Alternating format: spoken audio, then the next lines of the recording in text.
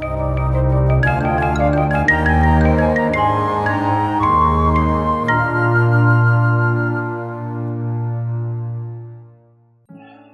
días, amados del Señor. Damos gracias al Señor por este tiempo tan especial, por la oportunidad que nos da el Señor de compartir juntos esos tiempos tan hermosos, tan especiales. Bueno, hace 8 días vimos Juan 3 del 22 al 27. Hoy va a terminar del 28 al 30 porque son temas muy importantes de fortalecer. Veamos en estas versiones que tenemos acá. Veamos en la palabra del 28 al 30, solamente siempre ha sido 16 al 30, pero vamos a culminar hoy de versículo 28 al versículo 30. Dice en Juan 3 la palabra: ustedes mismos son testigos de que dije, yo no soy el Mesías, solamente soy el que Dios envió para preparar el camino. La novia únicamente es del novio, pero el amigo del novio espera y está atento para cuando él venga. El amigo se alegra cuando escucha la voz del novio. Esa es la misma alegría que siento ahora que él está aquí. Ahora a él se le debe poner más atención y a mí menos. Acá leo la palabra de Dios para todos. Hoy voy a leer ahora la versión de Nueva Biblia. La versión Nueva Biblia. Dice la palabra del Señor 3, 28 al 30. Dice: ustedes mismos me son testigos que dije, yo no soy el Cristo, el Mesías, sino que he sido enviado delante de él. El que tiene la novia es el novio, pero el amigo del novio que está allí le oye, se alegra en gran manera con la voz del novio, y por eso este gozo mío se ha completado. Es necesario que él crezca y que yo disminuya. Veamos ahora si la palabra en otra versión de Reina Valera dice 28 a 30, dice: otros mismos me son testigos de que dije, yo no soy el Cristo, sino que soy enviado delante de él. El que tiene una esposa es el esposo, mas el amigo del esposo que está a su lado le oye, se goza grandemente la voz del esposo, así que este mi gozo está cumplido. Es necesario que él crezca, pero que yo mengüe. Wow. Entonces, mis amados, hace 8 días vimos cómo respondió. Ahí sigue respondiendo Juan el Bautista, sigue respondiendo acerca de las inquietudes de sus discípulos, los celos, las envidias que tenían respecto a Jesús, pero Juan los estaba ubicando. Con toda esa enseñanza, Juan los estaba ubicando y también nos ubica a nosotros, además. Sigamos con el versículo 28, dice: yo no soy el Cristo, sino que soy enviado delante de él. ¡Qué palabra tan tremenda! Ante las quejas de sus discípulos, esos discípulos de Juan demostró ser el de siempre, con un mismo pensamiento acerca de sí mismo frente a Jesús, pero el mismo pensamiento acerca de Jesucristo. Él no cambió para nada su concepto. Él era el precursor de Jesús, tenía que hablar de él, exaltarlo y glorificar a Jesús. Por esta razón, pudo apelar a la memoria de todos ellos. Por eso le dice ahí: vosotros mismos me sois testigos de que dije. Más adelante lo leímos, yo no soy el Cristo, sino que soy enviado delante de él. O sea, yo les he dicho a ustedes que yo no soy. ¿Por qué tienen celos? Él es el Cristo, yo no soy el Cristo. Él es el que tiene que ser exaltado, no yo. Yo solamente soy un instrumento. Y hay que reconocer que es difícil mantenerse a flote en situaciones tan diversas como las que atravesó Juan, pero nada le hizo cambiar. Juan también fue perseguido por muchas cosas, odiado también. Los judíos también lo criticaban y lo menospreciaban. Y bueno, los líderes religiosos, no los judíos sino los líderes religiosos. Pero él siguió siendo el mismo cuando las multitudes vinieron en masa a su bautismo.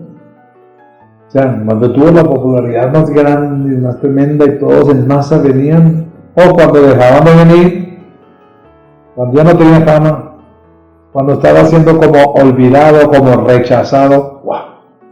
Juan estaba siendo rechazado, ya nadie lo buscaba.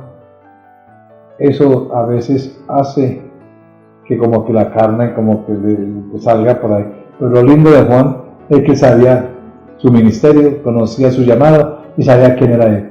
Me acuerdo ahorita de Pablo. ¿Sabe qué decía Pablo? Honro mi ministerio. Y yo no le sirvo a los hombres, sino a Dios. Eso es lo que nos agrada entender. Y como pastores, en el caso, es lo que Dios me ha enseñado. Servir a Dios más que a los hombres. Aunque a veces nos critiquen, aunque a veces nos digan cosas. Pero cuando estamos seguros que estamos agradando a Dios, entonces vamos con la frente en alto. Y así, este es un ejemplo muy lindo de Juan. Juan pudo mantener el equilibrio. ¿Sabe por qué? Nunca perdió de vista la suprema autoridad de aquel o de Jesús a quien servía y de quien no era digno ni aún de desatar la correa de su calzado.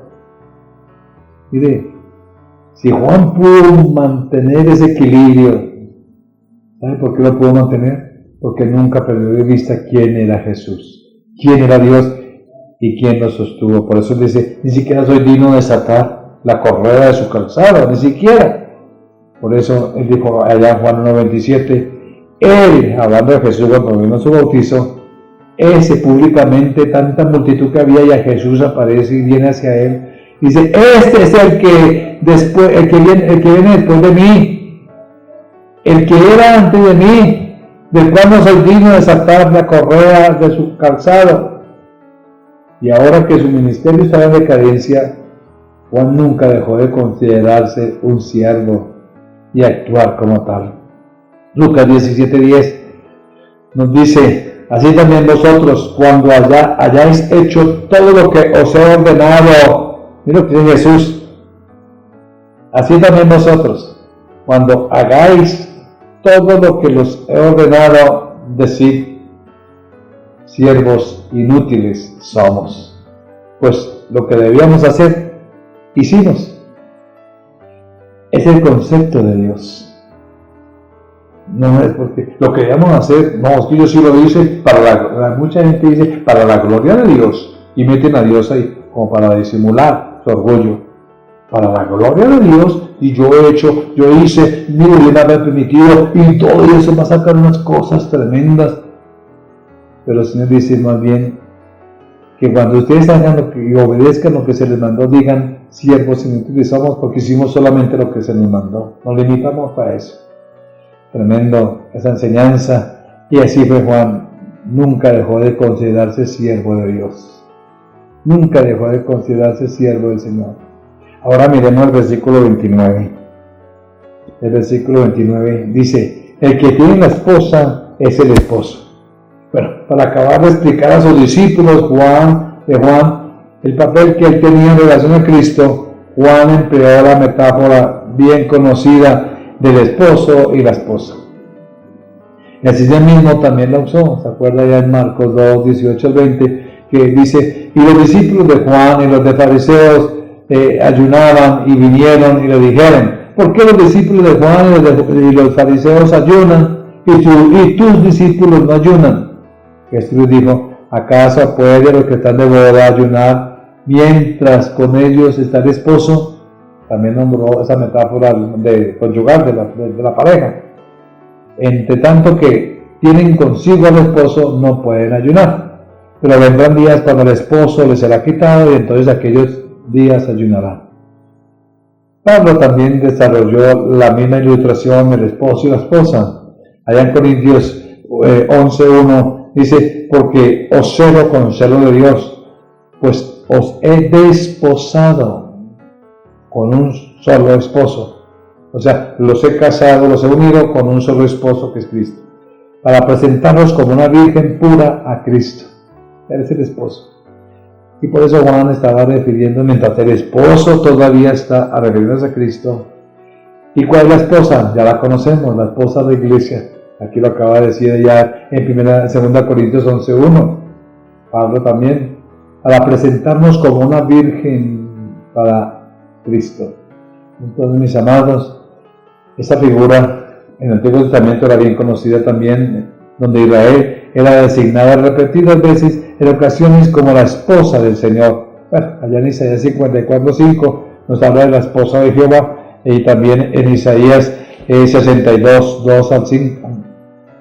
Isaías 72, 2 al 5. Entonces, no cabe duda de que los profetas la usaron con frecuencia porque expresaba de una forma maravillosa la íntima relación que Dios tiene y que siempre ha deseado tener con su pueblo. Para eso fue creado, como tenía Daniel al comienzo, una relación mutua, de intimidad, una relación de amor de la creación con su creador.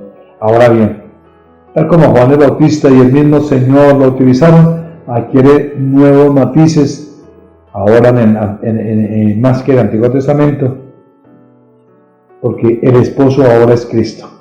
Bueno, el Antiguo Testamento era Jehová, que es el mismo Cristo, y tal como fue usada por el apóstol Pablo, la esposa a la que se refiere es su iglesia. Ya la esposa del Cordero, el pueblo de Dios no es el pueblo de Israel, es la iglesia, es la esposa del Cordero. Pero todos los casos, es una metáfora. De todos modos, yo creo que Juan quería transmitir a sus discípulos de que es una relación de exclusividad, una relación exclusiva con la esposa, el esposo, la novia y el novio, el Cordero y la novia, que es Cristo y la iglesia.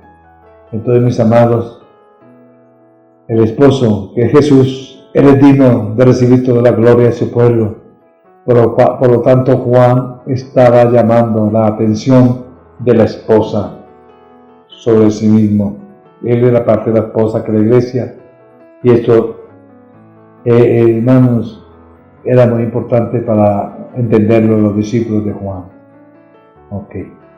Entonces es necesario, es importante entender esta parte, porque de ahí depende todo. El esposo es el auténtico Jesús, mis amados. Pero ¿cuál es el papel de todo esto? ¿Cuál es el papel de Juan el Bautista de todo esto? Él, como él dice aquí, él era el amigo del esposo. El amigo del esposo. ¿Qué pasa? Entre los judíos correspondía que el amigo era como que el mediador entre la novia, entre las bodas que iban a casar, entre la novia y el novio. El que arreglaba la boda, reunía a todo el mundo. Ese era el amigo. Y cuando ya llegaba el amigo, y la misión de ese amigo era que una vez escuchaba que llegaba el esposo a la boda, entonces él se retiraba feliz de escuchar que ya llegó el esposo. Por eso dice, ahora ya escucho al esposo, ya está cogiendo fuerza el esposo y la novia se está preparando, que es la iglesia. Y el amigo del novio se tenía que retirar discretamente. Y eso fue lo que hizo Juan el Bautista, y les explicó a los discípulos suyos que él se estaba retirando discretamente, porque ya había llegado el novio, ya había llegado el esposo de la iglesia. Qué tremendo enseñanza. Por eso, mis amados, que Dios nos ayude a entender esa realidad para poder comprender nuestra relación con Cristo. Juan el Bautista entendió su misión, entendió su relación y entendió su posición. Dejemos que alumbre Cristo en nosotros. Que el Señor nos ayude. Meditemos un momento.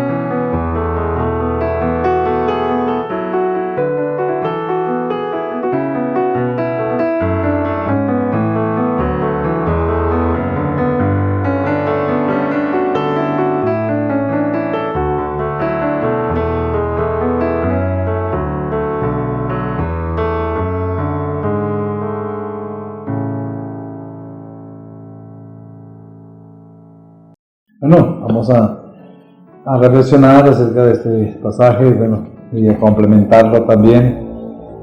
Entonces, mis amados, por eso cuando los discípulos de Juan se quejaban, vieron todo que iban tras Jesús, Juan dejó de molestarse, dijo: este mi gozo está cumplido, porque ya él escuchó la voz del esposo con la iglesia. Nada le podía hacer más feliz que escuchar que las personas habían dejado de mirarlo a él para seguir a Cristo. Su copa estaba llena a rebosar. No le cabía tanta alegría en su corazón el saber que el novio estaba recibiendo la bienvenida de los suyos. ¡Qué tremendo! ¡Qué estupendo modelo para todo ministro del Señor! Y por supuesto, a raíz de esta metáfora deducimos también la responsabilidad que tiene la esposa. Ella debe permanecer como una virgen pura ante el Señor, en su fidelidad, la que fue redimida con la sangre del Cordero. Por eso en el versículo 30 termina diciendo: es necesario que Él crezca, pero que yo mengüe. ¡Qué tremendo! Es necesario que Él crezca. Es necesario que Él crezca, pero que yo mengüe. Juan concluye con esas hermosas palabras. Su misión estaba terminando y ahora le tocaba retirarse discretamente posible, como se hacían las bodas judías. A partir de ese momento lo que convenía entonces era que Cristo continuara creciendo en la estimación de la gente, mientras que Él pasaba al anonimato. ¡Qué tremendo! Entonces, según la palabra de Juan, parece que está dando a entender que Cristo crecería en la misma medida en la que Él menguaría. A medida que Juan iba menguando, Jesús iba creciendo. Y realmente ese es un principio bíblico. Cristo crece también en nosotros al mismo paso a que nosotros le vamos permitiendo renunciar a nosotros mismos. A medida que nosotros morimos a nuestro egoísmo, a medida que nosotros morimos a nuestra carnalidad, a medida que nosotros morimos a nuestro orgullo y prepotencia, a medida que nosotros morimos a nuestras propias labores y autosuficiencia, entonces Cristo va creciendo en nosotros y Cristo va creciendo en los demás. Cuando permitimos que Él sea el que sea exaltado. Por esa palabra del versículo 30 es tan tremenda: es necesario que Él crezca, pero que yo mengüe. Es un principio muy importante. Juan llegó a la plenitud de su ministerio y constituye una adecuada clausura de su obra. Iba retrocediendo. Nada más el pensamiento elevado que este, mis amados. Que Dios nos ayude a darnos cuenta de la realidad, de la importancia de ese propósito. La importancia, mis amados, de la realidad de saber que solo en Él encontramos lo más grande, porque esa respuesta de la grandeza y nobleza de Juan es el clima de su ministerio, el momento que más alto valor, trae mucho valor,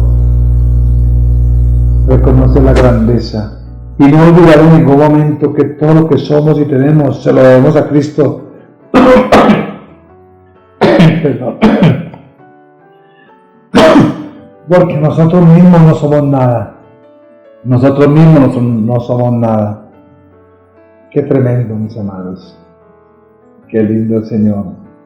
Por eso es tan importante entender estas palabras de Juan. Que Cristo crecería en la medida que menguara. Que Cristo crecería en la medida que Él se desarrollara. Tú estás dejando crecer a Cristo en tu vida. Tú estás dejando que Cristo sea el que se muestre en tu vida. Tú estás permitiendo que Cristo sea glorificado en tu vida. Todo depende cuánto tú mengues, cuánto tú bajes al orgullo, bajes a la prepotencia, bajes a esa autodefensa y argumentación propia, a justificarse por todo, para que tu imagen quede bien. Y no estoy hablando de ser personas negativas, de ahí que todo, no se trata de lo contrario. Cuando yo entiendo mi posición en Dios y aprendo a negarme a mí mismo, es cuando Cristo empieza a florecer en mí. Entonces mi vida cobra sentido, honra, honorabilidad y exaltación, porque Dios es el que me exalta, no soy yo. Entonces mi vida tiene propósito. ¿Sí? La diferencia entre menguar para que Cristo sea glorificado y la diferencia entre menguar para que Cristo sea glorificado y la baja autoestima radica en que cuando yo me niego a sí mismo es para glorificar a Cristo, es para honrarlo a Él. Pero mi baja autoestima, ya es que no tengo sentido en mi vida y entonces pienso que todo es negativo y eso no es de Dios tampoco. Pero cuando nos negamos a nosotros mismos, cuando dejamos que Cristo, es necesario que crezca en mi vida y alrededor donde yo vivo, entonces, mis amados, ahí es cuando nos damos cuenta de nuestro verdadero propósito en la tierra. Dios tiene propósito contigo. Y escuchamos esa palabra, tengo un plan maravilloso. Y escuchamos la palabra que dice por allá en Jeremías 11, 29-11. Que en Dios tenemos planes y Dios tiene un plan para nosotros. Pero ese plan es que tú y yo seamos instrumentos para Él en el momento adecuado para que Él sea glorificado en nosotros y para que su nombre sea exaltado y para que muchos vean a Cristo a través de nosotros. Si muchos no ven a Cristo en nosotros, hay una falencia, hay una necesidad de nosotros de Dios.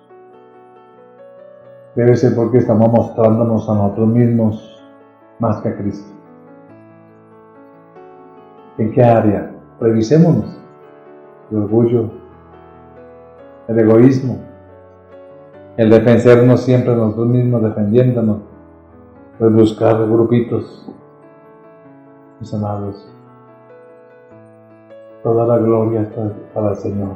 Que nos ayude a hacer barro, vasos e instrumentos en sus manos. Oremos en este momento y meditemos mientras escuchamos de cada uno con el Señor. Reflexionemos cómo estamos. ¿Hasta qué punto me he negado? Y el Espíritu Santo te va a mostrar qué áreas tú necesitas bajarle para que Cristo sea glorificado en tu vida. A todos nos pasa. Porque nos unimos y yo también me confronto a mí mismo confrontemos ante el Señor. Oremos.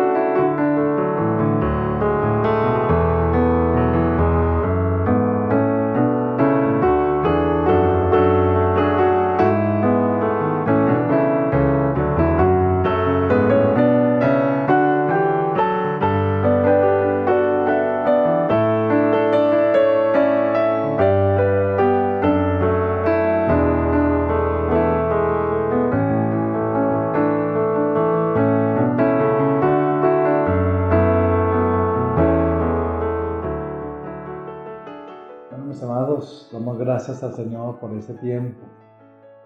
Cada palabra que reflexionamos, que meditamos, nos deja a nosotros sorprendidos de la belleza, de la verdad de Dios.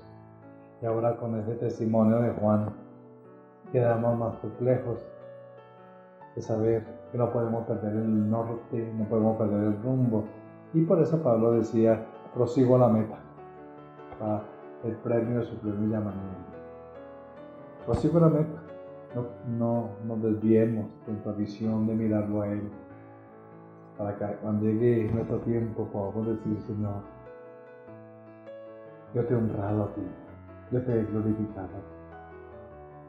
Oremos juntos ahora, para que Dios nos ayude y nos permita ser esos instrumentos en sus manos. Padre, yo te doy gracias por este tiempo que nos has dado. Gracias, Señor, por permitirnos mirar la vida de Juan y lo que le enseñó a sus discípulos cuando estaban celosos de ti, porque no entendían, eran carnales. Pero después de que Juan les explicó y escucharon a Juan, se dieron cuenta de que lo que ellos estaban haciendo no era lo correcto. Así hoy nos damos cuenta cuando Juan nos enseña a nosotros también. Nos dice, yo no soy el Cristo, sino que soy enviado delante de él. Hay uno que es superior a mí, del cual no soy digno de desatar el calzado de sus pies. Veía la gloria de Cristo en su vida, la honra de Cristo, el poder de Dios en su vida. Veía como el esposo, cuando llega a la boda, escucha su voz y todos tienen que ir con él. Y a él, como amigo, se hace a un lado. Él era el protagonista porque organizaba la fiesta, organizó a los amigos, organizó a la novia, preparó todo. Pero cuando llegaba el novio y escuchaba su voz, él discretamente iba saliendo para que los demás y la novia misma pusiera su atención en el novio, en el esposo. Oh Señor, qué enseñanza la de Juan, porque él dijo, es necesario que él crezca y que yo me. Y dice que así como la esposa, en el versículo 29, que tiene esposa es el esposo, más el amigo del esposo que está a su lado y lo oye, se goza grandemente de la voz del esposo. Así pues, mi gozo está cumplido. ¡Qué enseñanza! Que sabía que ha llegado su gozo por cumplir su función, su labor y su papel. Oh Señor, ahora dejo que el esposo y la esposa se consumieran en el amor, así como Cristo y la iglesia. Oh Señor. Por eso dice que es necesario que Él crezca y que yo me. Ayúdanos, Señor, a que tú crezcas en lo que hacemos, en el llamado que tú nos has hecho. No dejemos esa responsabilidad, sino más bien que nos enfrentemos a ti y a la obediencia, a la realidad de nuestra realidad y de función contigo, a llamar a muchos para la iglesia, preparando a muchos para ese encuentro de las bodas del Cordero, para que nos gocemos en esas bodas del Cordero. Y tú estás preparando tu iglesia sin mancha y sin arruga. Y nosotros somos partícipes de ello y de traer a esa iglesia hacia ti. Ayúdanos a que menguemos. Tú conoces nuestra vida, nuestro orgullo, nuestro egoísmo, nuestro deseo de aparecer, nuestro deseo de aparentar, nuestro deseo de hacernos mostrar. Y eso no está bien. Ayúdanos, Señor, a que lo que hagamos, aunque muchos no lo vean, aunque muchos no lo reconozcan, sepamos que lo hemos hecho bien porque lo hacemos para tu gloria. Y ese es nuestro gozo, esa es nuestra alegría, agradarte a ti, Señor, honrarte a ti y adorarte a ti. ¡Qué privilegio, Señor! Te adoramos por ello, Padre, porque tú eres digno de recibir la gloria, la honra y la alabanza. Oh Señor, ¿cómo poder decir, te amo? Gracias Señor por ayudarnos y porque lo podemos decir. Yo te amo, Señor, porque tú eres el grande, el soberano y el todopoderoso. Somos instrumentos, sencillamente, y úsanos para tu gloria y honra. Gracias, Señor. Igualmente, Señor, por cada familia aquí presente, por cada hogar aquí representado, por cada persona individual. Ayúdanos en sus luchas diarias, para que cada uno, igual que conmigo, podamos, Señor, gozarnos en tu presencia y decirte, Señor, hemos hecho lo que nos han mandado hacer, porque tu gloria, porque tu poder, porque tu honra, Señor, fue exaltada. No fui yo. Gracias por permitirnos, Señor, negarnos a nosotros mismos para que tú crecieras. Gracias, Señor, por ayudarnos en esa labor. Y cada petición de cada persona está delante de ti, porque te refieren a ayudarnos en todo. Que tu Espíritu Santo fortalezca nuestro ser interior. Gracias, Señor, en Cristo Jesús. Amén. Muchas bendiciones, mis amados. Tengan un fin de semana victorioso.